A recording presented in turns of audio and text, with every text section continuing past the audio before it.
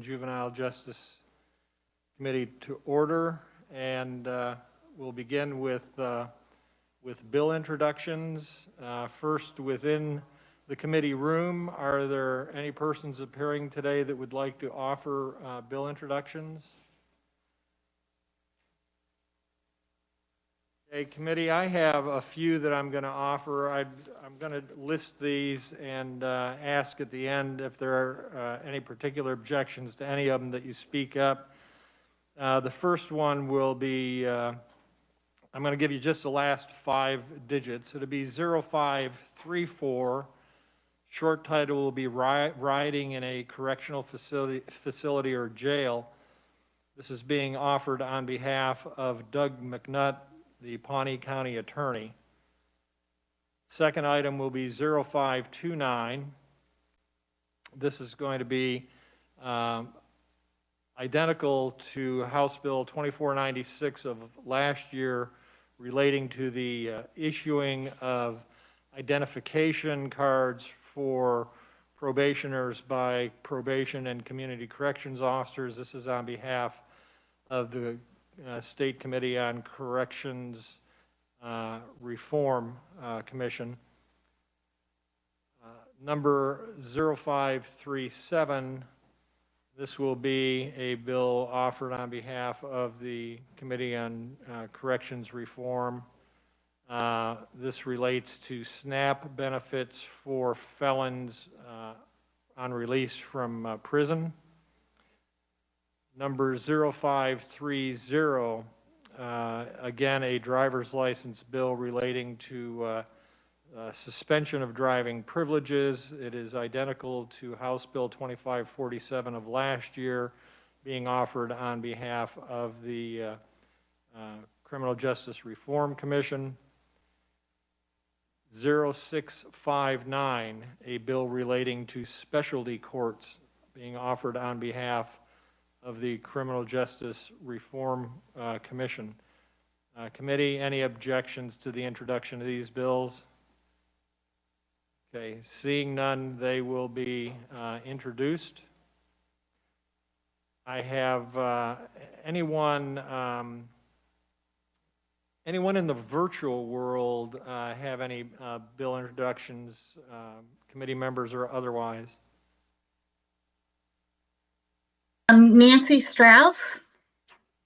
Nancy, welcome to the committee. Nancy, you are the, what's your title? I'm the executive director of the Judicial Council. I was going to guess that was it. I didn't want to get it wrong. And you have a couple of bills to offer for introduction? I do. Thank you, Mr. Chair, members of the committee. Good afternoon. I have 3 bills to request introduction this afternoon. You may recall that there were 3 bills that the Judicial Council ran through your committee last year that also came out of our advisory committee on sex offenses and registration. This is the same material and also some new material that the committee worked on since then. But although it's also 3 bills, the material's divided up differently this year. So these 3 bills, the first bill has to do with the offender registration issues, and it is following the chair's lead. The last 4 digits are 0374.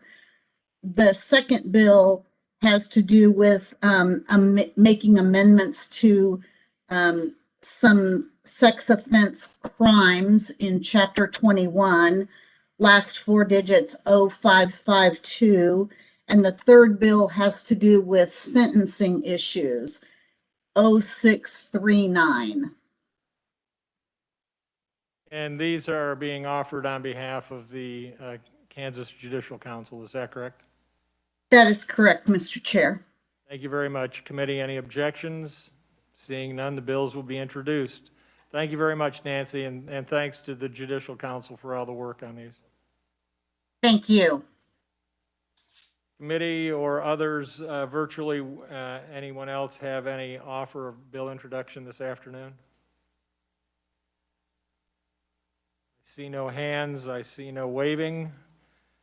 We will dispense with bill introductions for today. We'll be back tomorrow at the same time to do some more. We'll move on then with opening the hearing on House Bill 2030, and we'll call upon the reviser to provide us an overview of what House Bill 2030 purports to do. Thank you, Mr. Chairman.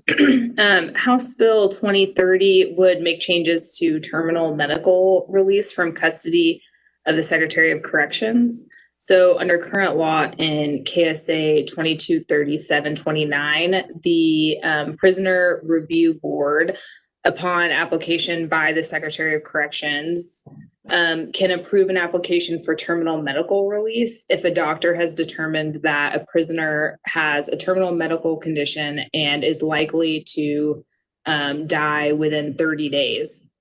And that terminal medical release would be subject to revocation if the prisoner release does not die within that prescribed time period. So this bill would change that 30-day window to 120 days. So if a doctor says that the prisoner is likely to die within 120 days, they can be released with that much time. And I can take any questions. Any questions for Ms. Scott? One that I would have, Ms. Scott, it's my understanding that the language contained within this proposal is identical to the language that was contained in a bill that we ran last year that actually went across the House floor and I think was passed 120 to 5. Is that correct? Mr. Chairman, this language does come from a House bill from last year. You guys made some changes in the committee. As originally introduced, that bill would have changed it to 90 days, but you guys changed it to 120 days. It did pass across the House floor. I don't have the vote count handy, but I suspect that you are correct on that. Thank you very much. Committee, any questions for the reviser? See none. We will move on with proponent testimony, and we'll welcome Scott Schultz with the Kansas Sentencing Commission to go first. Mr. Chair, members of the committee, good afternoon. Scott Schultz with the Sentencing Commission. Thank you for the opportunity to allow us to testify in favor of this particular proposal. This comes to you from the Joint Corrections and Juvenile Justice Oversight Committee. The Sentencing Commission also is recommending this to you as well. The statute in place, and I just wanted to make sure that everybody is of the same understanding. This deals with terminal illness of an inmate. There is another statute as far as release is concerned that deals with functional incapacitation, but that is not covered in this particular bill. So if somebody, in some cases, it's my understanding that a DOC has had folks that are in their late 20s, for example, that have had debilitating strokes and those type of things that totally incapacitate them. This is not covered in that. What we're talking about is a terminal illness that a physician indicates that will likely cause death within 120 days. The commission had originally submitted this bill at 90 days. Representative Heiberger was in support of actually going to 120 days, and I think that's what the committee did last year. And my understanding is that it did pass out of the House 120 to 5 last year. So the major, why increase it from 30 to 120? It's for simple functionality. Within 30-day time period, the paperwork cannot be put together even by KDOC to actually go through the process of an individual. So what normally would happen is that most individuals that could be eligible never make it through because they pass before that time period. So this bill gives a little humanity to the process as far as a release is concerned. Again, all that it's doing is increasing it from 30 to 120 days. We know that older offenders that are probably more likely to have terminal illness, although it doesn't, the statute doesn't say you have to be older, but likely it's going to be older folks that are in the system that have terminal illness. Their likelihood for recidivating is much lower. Sometimes I put in my testimony, there was a DOJ review.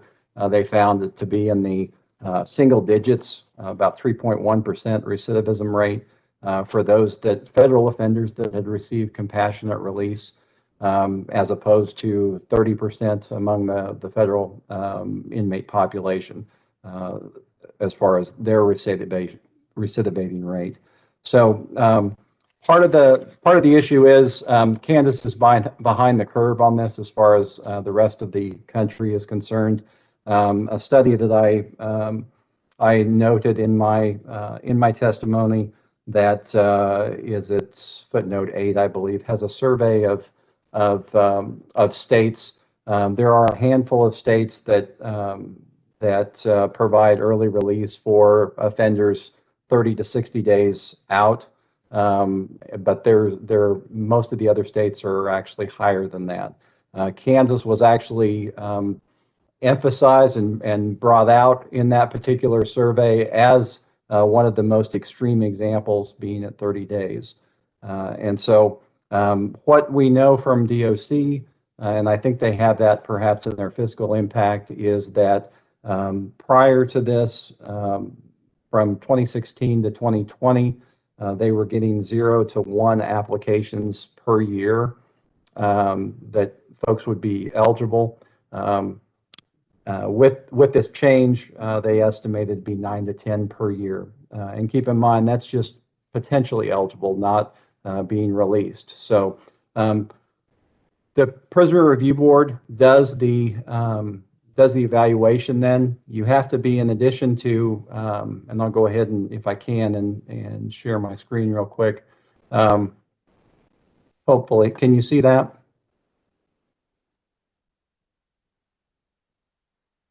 Yes, we can. Okay, thank you, Mr. Chair. So these are, this is on page 2 of your bill. These are the factors that the Prisoner Review Board is going to look at as far as releasing the individual. It's not just that a physician says you're going to die within 20 days because of your illness. They're taking into consideration criminal history of the individual, age of the offender, most importantly, certainly probably the risk or threat to the community involved, and whether or not there's that they're going to have a potential release plan that's available to them. I want to emphasize too, as I did down here at the bottom, subsection this does not apply to folks that are sentenced to off-grid offenses. So first-degree murder, child sex crimes, most of them that would be life sentences, those are not going to actually be eligible for this particular provision as far as release is concerned. With that, the cost associated with housing folks that are in these particular conditions that require additional hospitalization, they can actually be released to their family, or as I said, an appropriate release plan would have to be in place. Otherwise, the Prisoner Review Board is probably not going to allow them to be released. But this would at least give folks an opportunity for DOC to actually start that process the application with a view to potentially do that release. Now, keep in mind, it also has a provision in there is, for whatever reason, if they live too long, the DOC can actually pull them back in. So again, another safeguard in place for that. So that would be we ask you to support this particular provision, and at the appropriate time, I would stand for any questions, Mr. Chair. Thank you, Scott. I'd ask that you stay online here for a bit till we get to completing all proponent testimony, then we'll open it for questions. We'll move on now to Representative Heiberger. Thank you, Mr. Chair. Director Schultz covered 99% of the things I was going to say, so I'll be very brief. Actually, my preference would be to extend this for 6 months, because that is for almost every state, referring to the same survey that he is referring to. The vast majority of the states have a period of 6 months or higher, but I will certainly defer to the vote of the Sentencing Commission on this.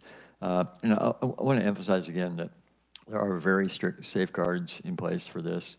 The application has to be made by the Department of Corrections. There are strict criteria to be considered. The parole prisoner review board gets the final determination, and victims must be notified. So if there is opposition from victims, for instance, an example of the cases raised in the opposition testimony, then I think the victim's opposition would shut it down right away. So I think there's sufficient safeguards. I think it's just a practical and compassionate move, and I would encourage your support. Thank you, Representative Heiberger. We'll call upon Randy Bowman on behalf of the Kansas Department of Corrections. Mr. Bowman? Good afternoon, Mr. Chairman, members of the committee. Thanks for the opportunity to speak with you for a couple minutes, but it's been so well covered by Scott and Representative Heiberger, there's not much that I can really add, but I do want to make sure that we share with you, the committee, that secretaries and the Kansas Department of Corrections do support this measure. To add something new to the previous dialogue, I hope. Really, it's the process today being 30 days makes it just unrealistic that this happens. By the time a physician identifies and is willing to be on the record that a person's going to pass in 30 or less days, to take the time to do this right and get the victim's perspective, get the judge's perspective, get the prosecutor's perspective, look at the history of the person in the institution, and make a sound decision. That just does not happen in 30 days typically. We had one release in April this year under this provision. It was the first since what I understand is 2013. And Scott, we just don't have many applications today. So it really allows this to actually happen is how I would try to describe it for the committee. With that, Mr. Chairman, I will stand for questions with the others. Thank you, Mr. Bowman. Appreciate it. Moving on, call upon Kendall Seal with the American Civil Liberties Union, present here in the committee room today. Mr. Seal, welcome. Thank you, Chairman Jennings and members of the committee. I appreciate the opportunity to testify before you today. My name is Kendall Seal. I'm the Director of Advocacy with the ACLU of Kansas. We are a nonpartisan, nonprofit organization that works to preserve and strengthen constitutional liberties of all Kansans, and we support House Bill 2030 as a positive step in ongoing criminal justice reform efforts in Kansas. First, this bill is sound policy because it affirms that terminally ill people no longer pose a public safety risk. Currently, residents may be released within 30 days of their anticipated death. Releasing people within 120 days of death is humane, as those individuals are clearly very sick. The state's interest in incapacitation from a public safety standpoint is no longer applicable. By supporting this act, you will expand the time frame to 120 days, which is commendable and humane. Second, this bill could impact the aging population of our prisons. While age is not necessarily a proxy for health status, it is important to be mindful of the demographic trends. As of June 2020, an estimated 19% of the Kansas prison population is age 50 or older. The overall cost reduction will be limited in the near term, as discussed previously, but House Bill 2030 again represents a positive step. As a broader issue, we urge the state to adopt clear, common sense, and objective criteria for elderly or serious medical condition release. Some states' criteria consider age and years served. States like Virginia, residents are eligible if they're at least 60 years old with 10 years served, or 65 years old with 5 years served. Incarcerating elderly and medically vulnerable residents does not serve a rehabilitative purpose, as the necessary services to assist them in a prison setting are not available. The goal of deterrence is not served by continued incarceration because these prisoners already pose low public safety risk. Some states, I would highlight, also link criteria to common sense considerations. For example, Wyoming considers whether the resident's condition requires treatment or a level of care that cannot be provided in a prison setting. The high healthcare, housing, and security costs to the state could be reduced if residents are released. According to KDOC's annual report for fiscal year 20, Kansas can save between $3,700, the marginal cost, or $30,000 average cost per year per aging prisoner released. Releasing aging or seriously ill prisoners who pose little safety threat will save taxpayers millions and merits additional engagement. I want to thank the committee once again for the opportunity to testify on the positive impact of House Bill 2030, and I hope this committee continues to work to address the aging and medically vulnerable prison population in Kansas. Thank you. Thank you, Mr. Seal. I believe that is all of the proponent testimony that I'm aware of. Is there anyone else wishing to speak in favor of House Bill 2030? See any? Are there any neutral individuals wishing to provide testimony here today? I have none listed, and I see none. Moving on to opponent testimony, I would, let's see, like to call upon for opponent testimony Greg Smith. Mr. Smith?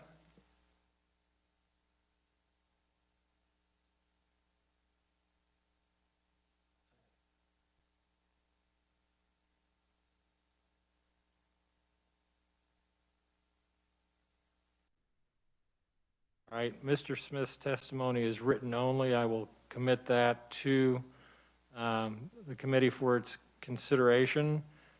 Missy Smith, is that also written only? And I would commit that written only testimony also to the committee for its consideration. Are there any other persons wishing to testify in opposition to House Bill 2030? I see none. We'll go back just momentarily to testimony of proponents. Are any member of the committee wish to ask any question of any proponent?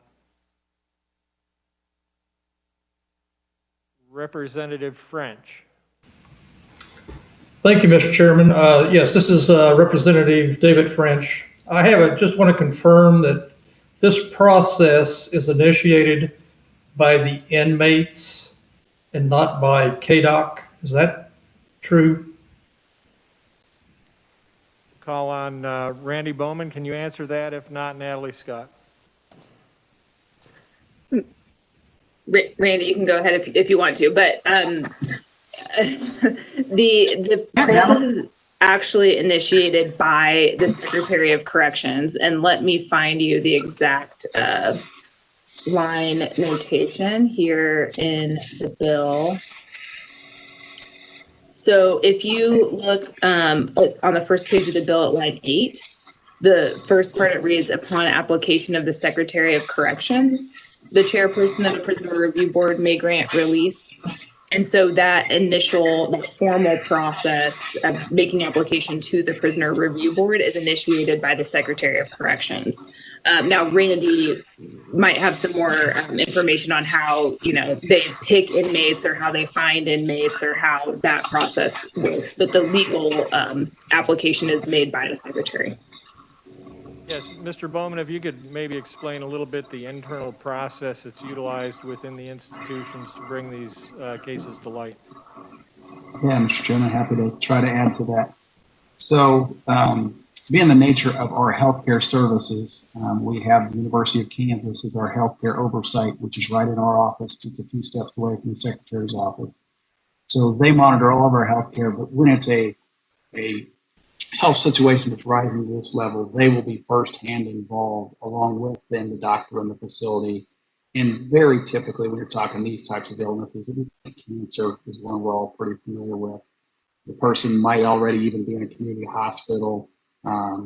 but they'll probably be getting care from a specialist in that field that's under contract with that healthcare provider. So it's really, at the end of the day, it's the healthcare professionals coming to us as a department and saying, this is likely to happen. We should look at this option.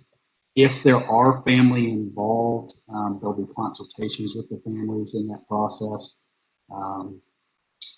Just sometimes these men and women with family are not connected with them any longer.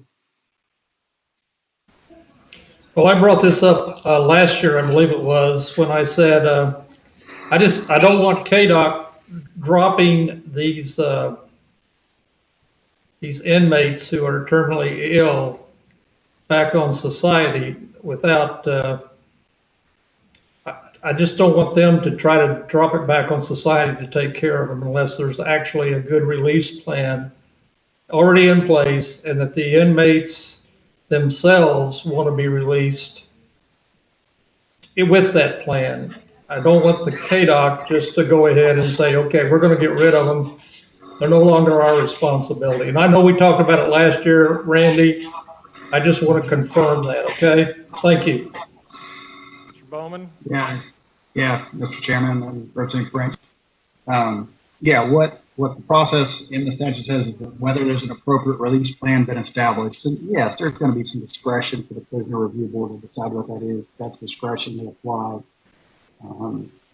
routinely in their work with all other types of releases that come before them or persons coming back. So it would not be the intent of the department or the current secretary of the department that this be used just to alleviate the problem. In fact, through our lens, that's part of why these don't happen very often.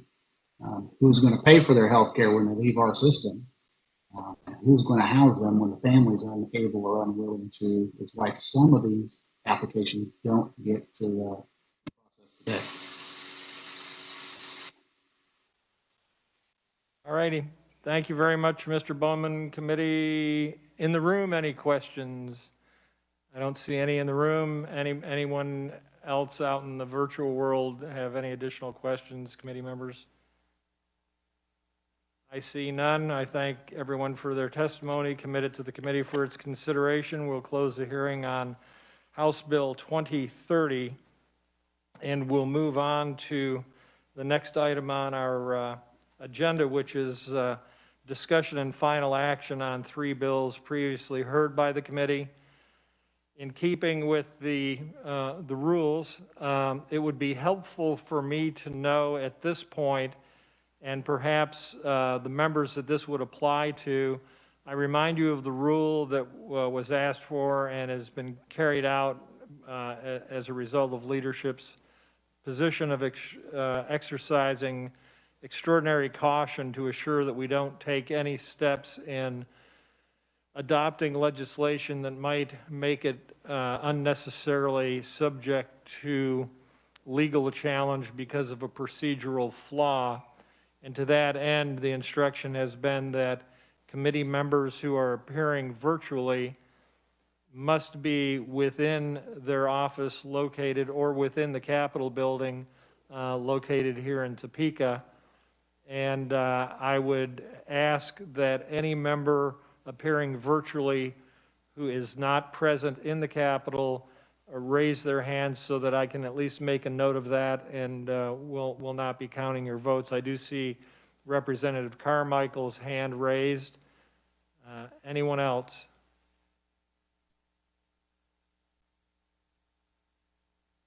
Very well. For purposes of considering the bills today or any amendments to the bills today, Representative Carmichael will not be voting. And Representative Carmichael, I assume you are one of our regular flyers on having your vote recorded. I would suggest that the minutes of this meeting could reflect your presence in Wichita or wherever, but not present in the Capitol, and that you were not voting on these bills. Is that to your satisfaction, sir? Mr. Chairman, it's my request that I be shown as present via WebEx, but not voting. Very well. The minutes will so reflect. We will then, one other kind of housekeeping item. We have 6 members present in the committee room today, the remainder appearing virtually to the exception of Representative Patton, who is testifying before another committee. I had contemplated how this process might work and suggested in our rules that we do kind of a roll call. We just call names and that. I don't know that that's necessary now that we have a better grasp of the technology. I believe that those who are appearing virtually could go down to the participant list, and much as you would raise your hand for purposes of asking questions, when we call the question and ask for a vote of aye or nay, you could raise your hand. We could count those hands and then those who are present in the committee room and determine whether or not a majority has prevailed on the question. I think we'll give that a try. If it becomes overly burdensome or confusing, or if someone has a real concern about that, I think we can't really do a voice vote. That just doesn't make sense at all. So I think this is a way to get there without going through the roll each time on questions. Are there any questions or concerns about this particular process? I would now be looking for hands raised. I see none in the committee room. I see none on the participant listing. Therefore, we will move on. In terms of process committee, it is the custom of this committee to simply open the discussion without a motion on a bill. We'll have a discussion about the bill. We can have committee members offer any amendments that they wish to offer. We will vote on amendments. They will either pass or fail. When we are done with the discussion and any amendments that are offered, we will then seek a motion and a second from the committee to recommend the bill. If there are no motions or seconds to recommend a bill, the bill would simply remain in committee. So with that, I will call upon the reviser and ask that Ms. Smith, or I'm sorry, Ms. Scott, or it could be Ms. Smith today, but we'll stick with Ms. Scott. If you could refresh the recollection of the committee regarding the contents of House Bill 2026. Thank you, Mr. Chairman. House Bill 2026 would create a certified drug abuse treatment program for people on diversion. That would be very similar to the Senate Bill 123 program. It also would allow county and district attorneys to enter into agreements with either the chief judge in a judicial district or a community corrections agency in their district for the supervision of people on diversion. And I can take any questions if there are any. Committee, any questions for Ms. Scott on this bill? I see none. Are there any committee members wishing to discuss the contents of this bill or offer amendment? I see none in the committee room. I see none on the participant list of the WebEx. That being the case, I would inquire of the committee of whether or not there is a motion at this time to advance this bill. Representative Owens, Vice Chair Owens. Thank you, Mr. Chairman. As you all know, this bill this will be the third time that we have had this bill in front of us. The first time it was imperfect. The second time it was in a much better state, and many people worked together on this, and it passed the House 125 to 0, and then stalled out in the Senate due to our early closure. With that in mind, I think it's important that we realize that this bill will ultimately be a cost savings, even though there is a fiscal note now. The idea is to get to the root of the problem, to get people the treatment that they need so that they become a productive taxpayer and stay out of prison. So with that in mind, Mr. Chairman, I would move we pass this bill out favorably. There's been a motion. I heard second. Representative Carpenter seconds. Any further discussion on the motion or second to recommend favorably the passage of House Bill 2026? I see none. Representative Owens, would you like to close?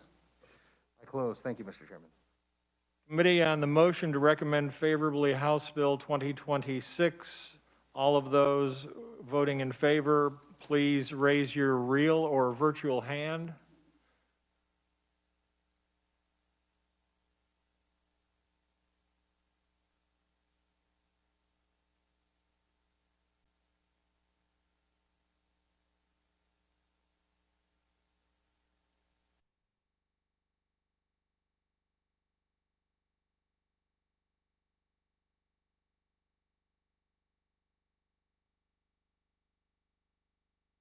Representative Keither, do you wish to vote aye or nay on this? Aye, but I can't find the hand. So if you'll go down to the lower right-hand corner of your screen and click on participants, then move your cursor up to your name, and it will give you the option to raise hand. That's the manner in which you both raise and lower your hand by clicking on that little icon that should be there. I don't have a hand icon. Yeah, just put the cursor right on your name, and then slide it across from your name slightly to the right. No, I don't. I get a microphone, but not a hand. Okay, but you wish to vote aye on this, is that Yes, right? aye. Okay, with that, I would move on to any no's. So if you have your hand up and you voted aye, so get rid of your hand now. There you go. Excellent. This is going to become old hat real quickly. And Representative Wheeler, are you struggling a bit getting rid of your hand? Because I saw you voted affirmatively before. It is the identical, there you go, excellent. So I see no votes against, all votes for, majority having been delivered on this motion. House Bill 2026 will be reported out favorably. Committee, also by way of information, at this point in time, the instructions at the beginning of the session from leadership was that because of the dispersal of members in various ways within the House chamber, they were articulated a preference to committee chairs carrying bills. I will reaffirm that with them. If that is not the case, then it is the custom to try and assign bills to different members to carry on the floor and present. And it has also been the custom to be cautious that particularly with new members to perhaps not burden them with a bill that has 500 pages and lots of technical things associated with it. Out of an act of kindness, you always run the risk of being asked questions of some detail about bills that are carried. You're not left high and dry. Myself and our legislative staff are also available to help guide in answering those questions, but we'll try not to sacrifice anyone in this process.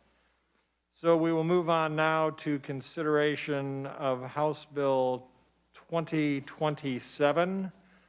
And I would call upon the reviser to refresh our recollection regarding the contents of House Bill 2027 and what it purports to do. Thank you, Mr. Chairman. House Bill 2027 would change the criminal penalties for unlawfully tampering with electronic monitoring equipment. So right now it's a severity level 6 non-person felony. This bill would change it to a severity level 8 non-person for supervision related to a felony offense. And then it would change it to a class A non-person misdemeanor for supervision for either a misdemeanor or pursuant to a civil case. Committee, any questions for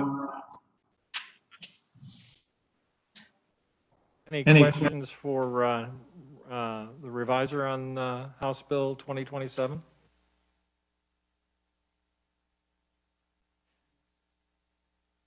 I see none. We'll proceed with discussion of House Bill 2027 and any amendments to be offered. Are there any members wishing to discuss this bill or offer an amendment?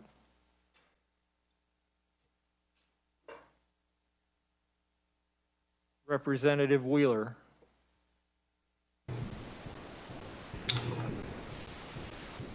Thank you, Mr. Chair. Can you hear me? Yes, we can. Thank you, Mr. Chair. I have an amendment. I'm going to pause for Natalie. Thanks, Mr. Chairman. Kim, you should be getting that to your inbox. So if you can forward that to the distribution list.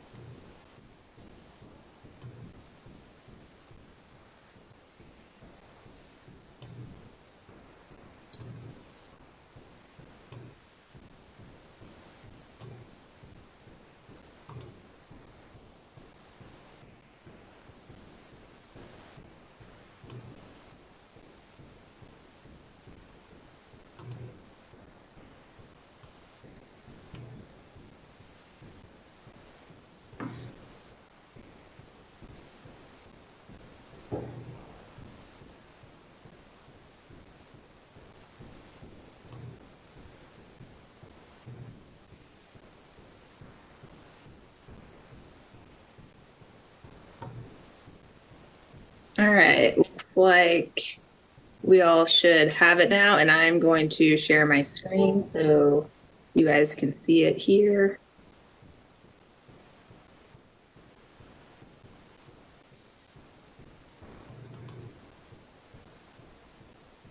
And Representative Wheeler, you can go ahead and explain it if you are ready.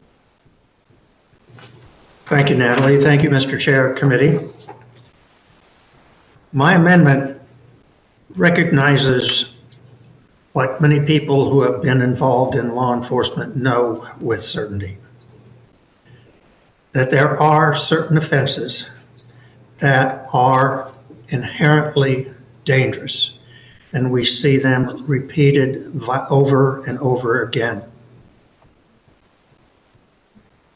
I will say personally, because of some of these offenses where a person out on bond committed a homicide when this person should not have been out on bond. In this bubble here, what this amendment does is to say that I'm not going to mention the statutes, that if a person is out on bond or on post-release or any other release, upon a conviction of interference with parental custody, criminal restraint, domestic battery, stalking, intimidation of a witness or victim, or a violation of a protection order. Misdemeanor offenses, if that person removes the security device, it is a level 8 felony. I stand for questions. Any questions for Representative Wheeler on his motion to amend?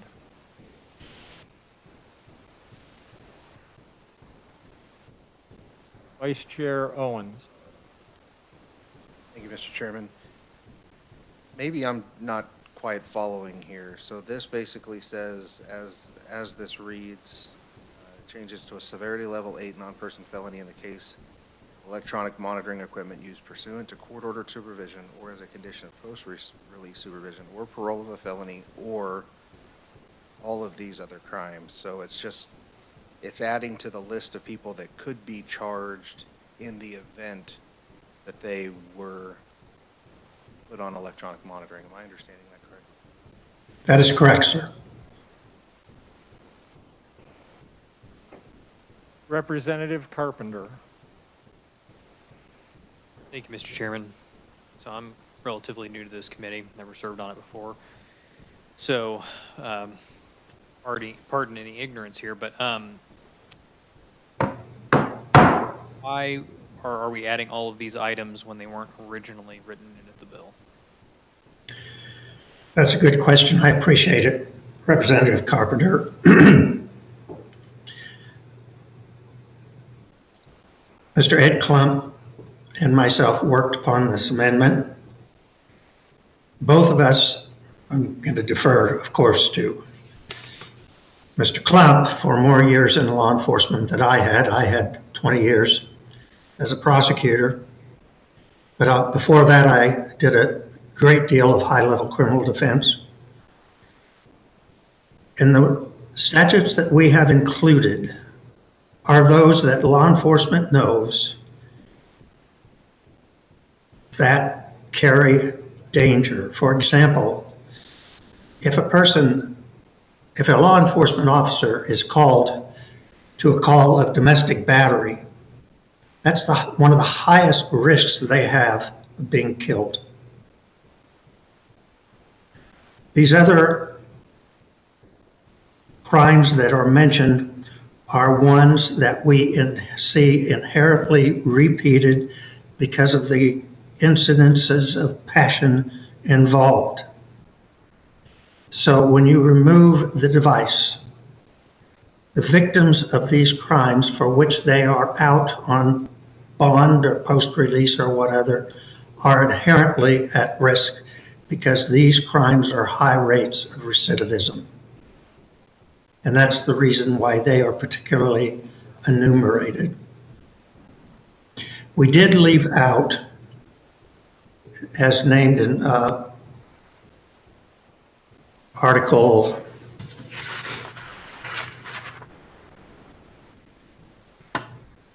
54, well, I can't give it, 2020, the crime of sexual battery, because that's not really a crime that person is going to go back and commit again.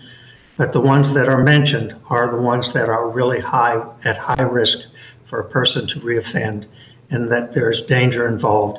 And that is why we suggest we put them in this statute, that if out on bond on those misdemeanor offenses, they're all misdemeanor, that if they remove the device, it is a level 8 felony, just like the others.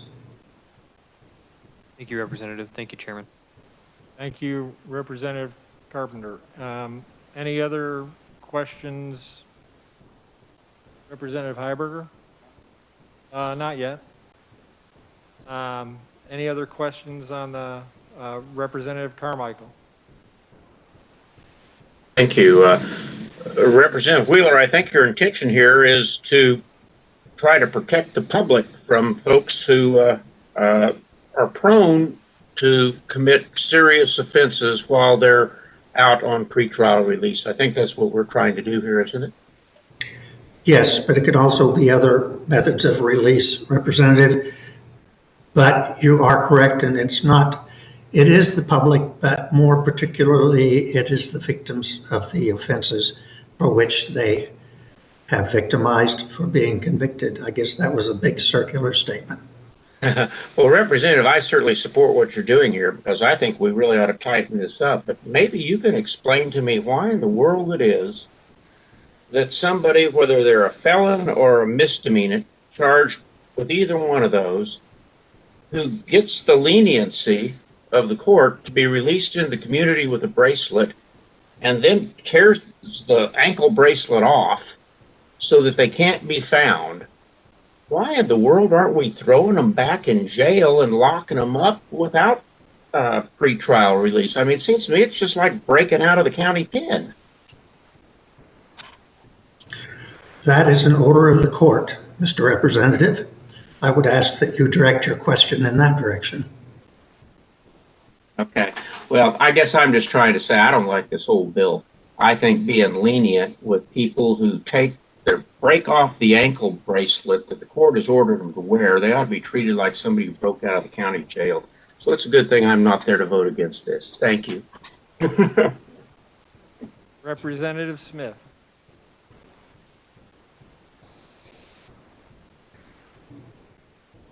Thank you, Mr. Chair. I'm going to stand in support of this amendment. You know, those of us in the industry know that it's a very small percentage of folks that this would apply to, but it's a very, very important situation that we're trying to deal with here.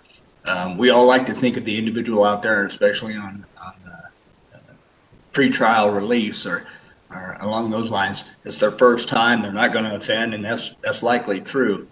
we have to remember that there are a handful of folks out there who play the system, who, if we put this into the processes, will take advantage of it for the purpose of re-victimizing. And so we want to make sure that there's at least some teeth to that consequence should that individual choose that. So because of that, I'll support this amendment.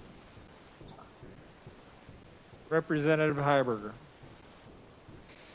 Thank you, Mr. Chair, and this may be slightly off because I want to respond to the representative from Wichita's comments.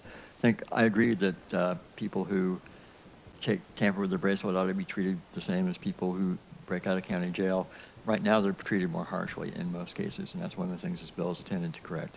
I certainly understand I think it's important to remember that for someone who does remove a bracelet under these circumstances, there are consequences in addition to being charged with that crime, which is revocation of any supervision or release that they're on. In addition, if they commit another crime after they do that, then that could be a sentence served concurrently. But I will understand the purpose of the amendment, and I'll support it.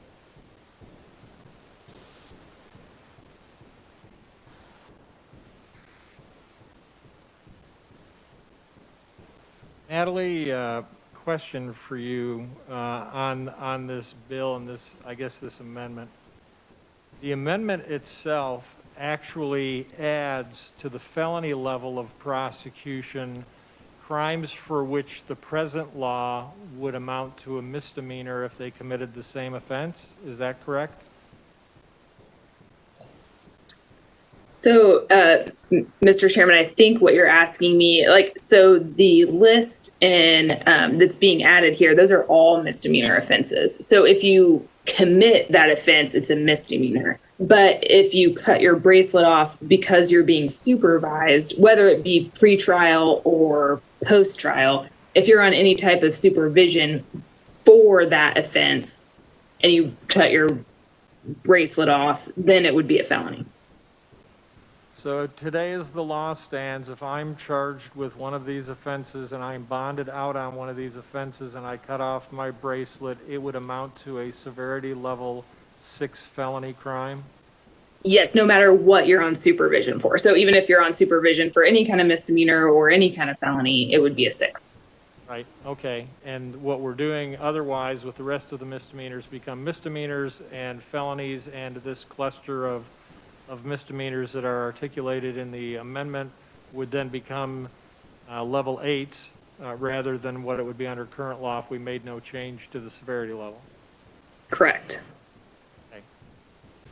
Representative Heiberger.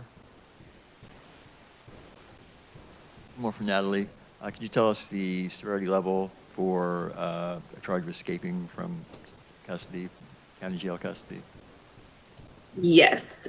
So for, and Representative Heiberger alluded to this earlier, for most of the versions of escape from custody, it's either a Class A misdemeanor or a severity level 8 non-person felony. There are a couple circumstances under which it goes up to a 5 or a 6, but most of them are an 8 or a misdemeanor. On the Wheeler amendment, is there a second? I'm sorry, I didn't call for a second earlier. I should have. Is there a second on the Wheeler motion to amend?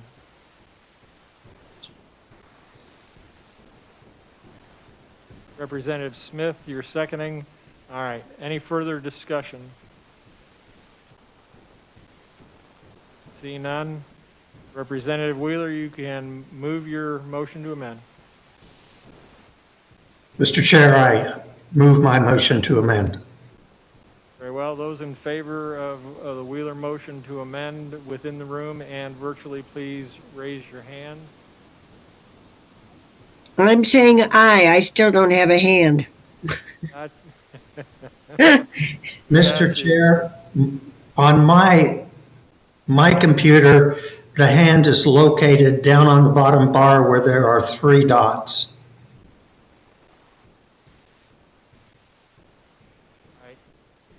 I see 10 voting in favor. Any opposed? Same sign.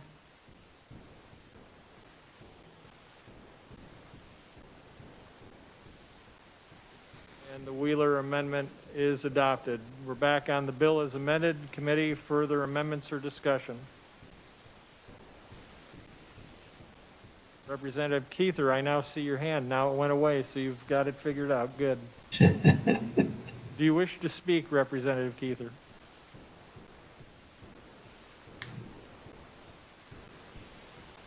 Representative Smith? Thank you, Mr. Chair. I'm not going to bring an amendment right now. I had Nellie draft one up and I think it needs a little tweaking, but I would like to let the committee know that I am considering possible floor amendment on this if need be, if it passes the committee, wherein we would enhance the penalty should an individual violate a protection order after cutting off one of their bracelets during monitoring. If the purpose of putting them on that bracelet was to give them the benefit of the doubt and they belay that trust and re-victimize an individual that they already have a protection order against, I think there should be an enhancement beyond a level 8 felony. But we'll see. I want to see some of the language in some other statutes before I consider that seriously. I just wanted to give a heads up to everybody on the committee. Appreciate that. Thank you, Representative Heiberger. Thank you, Mr. Chair. Yeah, in addition to the penalties under current law in addition, I've lost my train of thought. I have a Rick Perry moment. One thing this bill does is correct the situation where the offense of tampering with the bracelet is more severe than the underlying offense, which I think is something that need to be corrected. I think it puts tampering in the same category in most instances with escape from custody. I think it's a good step in the direction of more proportionality, and I encourage the committee to support it. Committee, other comments or amendments? I see none. On the bill as amended, is there a motion? Representative Heiberger. Mr. Chair, I move that the committee recommend House Bill 2027 favorably for passage as amended. We have a motion to recommend favorably as amended. Is there a second?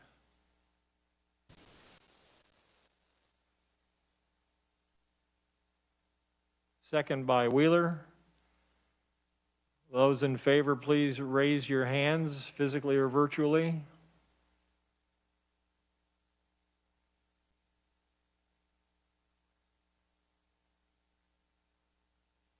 And those opposed?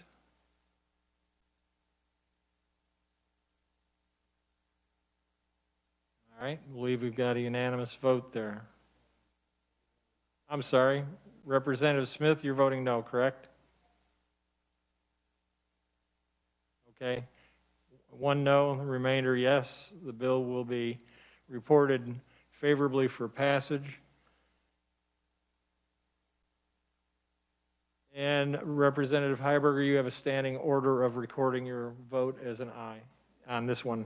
Yeah, we'll have you as an aye on every vote. I guess that'd be easier, wouldn't it? All right, we'll have you voting aye on this one. And committee, we will now move on to House Bill 2028. Call upon the reviser to refresh our recollections of the content of House Bill 2028.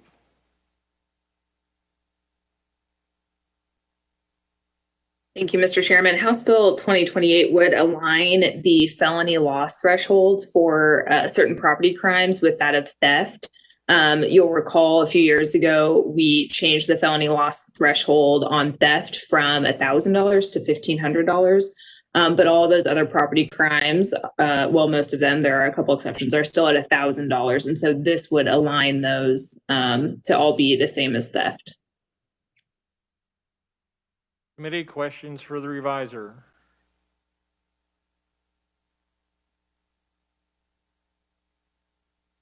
I see none. Discussion or amendments? Any discussion? Vice Chair Owens. Thank you, Mr. Chairman. So this is another one of the bills that came through last year that was also recommended by the Criminal Justice Reform Commission. I believe during our hearing on this bill, it was stated that it was raised to 1,000 back in 2004 is what it was raised to. When you put a time value of money kind of calculation on it, it automatically raises that threshold to $1,384, which is interesting. So while it is the idea of minimizing somebody's $1,000 or $1,500, it really is the same $1,000, pretty close as it was in 2004 when this was originally passed. So I just wanted the committee to be aware of that. Thank you. Representative Heiberger. Yes, I'm not sure I can count how many times this bill has been through this committee, but if we don't pass it soon, it'll be time to raise it again. So, I understand the concerns, but I would encourage the committee to support it. Any other committee members wish to speak to the bill or offer an amendment? I see none. Is there a motion with respect to House Bill 2028? Representative Heiberger. Mr. Chairman, I move that the committee recommend House Bill 2028 favorably for passage. Is there a second?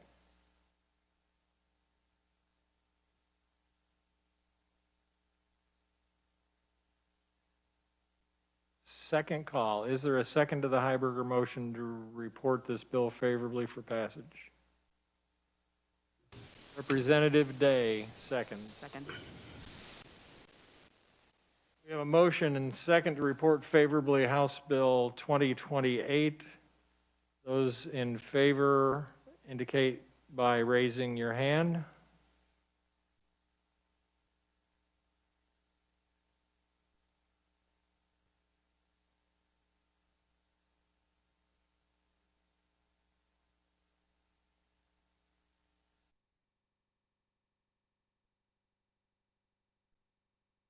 Those opposed, raise your hand.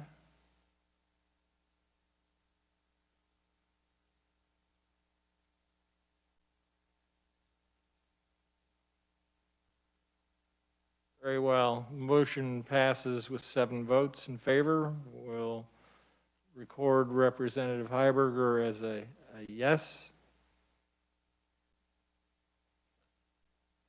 And report the bill favorably out of committee. Committee, thank you. This is a little disjointed, but I think we'll be getting there. If any of you ever have any recommendations for trying to make this voting process a bit smoother, I'd be happy to hear them, but I'm not sure exactly how you do that. It used to be fun just to yell in the committee room and judge whether there was more yes yells than no's, but those days are hopefully in the not too distant future. We will be meeting tomorrow afternoon at the regular time, and there is a list of bills: House Bill 2077, House Bill 2029, House Bill 2030 will all be considered for final action. We will not be considering House Bill 2031 tomorrow. The other 3 we will. Sure. The bills that we will be discussing tomorrow will be House Bill 2077, that's extending the Criminal Justice Reform Commission. House Bill 2029, that's the domestic violence designation on prior convictions to support enhanced penalties. And House Bill 2030, that would be the bill we just heard today on changing the medical release time frame from 30 to 120 days remaining on the sentence. House Bill 2031, which was previously listed as being potentially up for final action tomorrow, will not be called for final action tomorrow. Committee, is there anything further? Yes, Vice Chair Owens. Mr. Chairman, would it be possible when we're getting the emails for the bills that we're hearing and things, if we got a daily agenda emailed to us as well, so that we know who the proponents are and things like that. You will begin receiving, hopefully tomorrow, a daily agenda that will list for each bill proponents, opponents, and neutral testimonies. I think probably we'll set it up where the default will be that will be virtual testimony unless indicated otherwise. But we'll have a daily listing of the bills that are going to be heard and who's going to be testifying, who's signed up to testify. And then, of course, you will continue to receive your testimony packets via email. And I think that'll do it. Committee, anything else in today? If not, we will be adjourned. We'll see you tomorrow. Have a safe evening.